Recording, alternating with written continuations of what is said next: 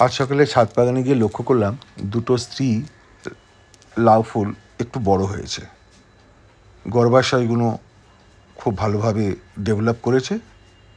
এখন কথা হলো যে এই গর্ভাশয় থেকেই তৈরি হবে লাউটা, কিন্তু তার আগে যেটা হতে হবে সেটা হচ্ছে পরাগ মিলন। অর্থাৎ আমি যে ফুলটা দেখুন হাত দিয়ে আছি, এই ফুলটা হচ্ছে পুরুষ ফুল। এই ফুলের মধ্যে আছে পরাগ।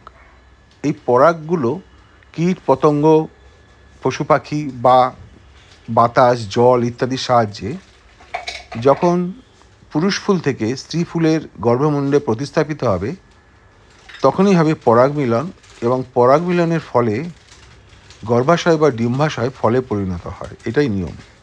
আমি এই পুরুষ ফুলটা থেকে পুংকেশর চক্রটাকে বার করে নেওয়ার চেষ্টা করছি।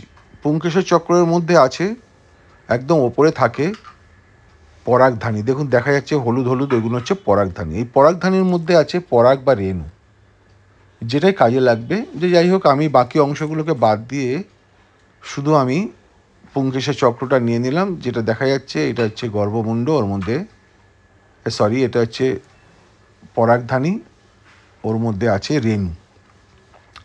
যাই হোক, এবার আমি এটাকে এই স্ত্রী ফুলটার উপরে দিচ্ছি, গর্ভমুণ্ডে দিচ্ছি। স্ত্রী ফুলের মধ্যে যে হলুদ অংশটা দেখা যাচ্ছে ওইটা হচ্ছে গর্ভকেশর চক্র, ওর একদম মাথার অংশটাকে বলে গর্ভমুণ্ড। ওই গর্ভমুণ্ডের মধ্যে আমি এটাকে বারবার ঠেকাচ্ছি। তাতে কি হবে, এই পুংকেশর চক্রের পরাগধানী থেকে রেণুটা ওর মধ্যে প্রতিস্থাপিত হয়ে যাবে এবং পরাগ মিলন হবে।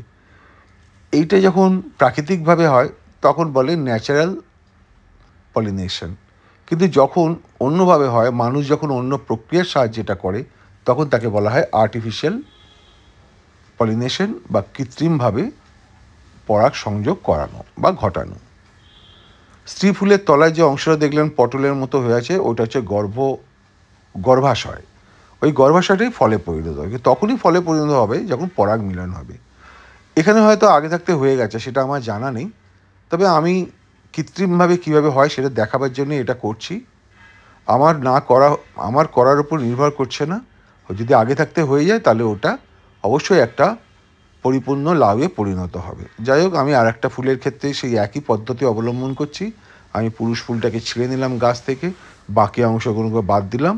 এবার আমি গর্ভমুণ্ডের ওপর, স্ত্রী ফুলের গর্ভমুণ্ডের ওপর এটাকে একটু ঘষে দেবো।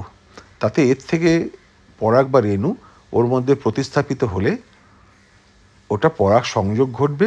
পরাগ সংযোগ ঘটলেই তখনই গর্ভাশয় ফলে পরিণত হয়। এটাই বিজ্ঞানের নিয়ম।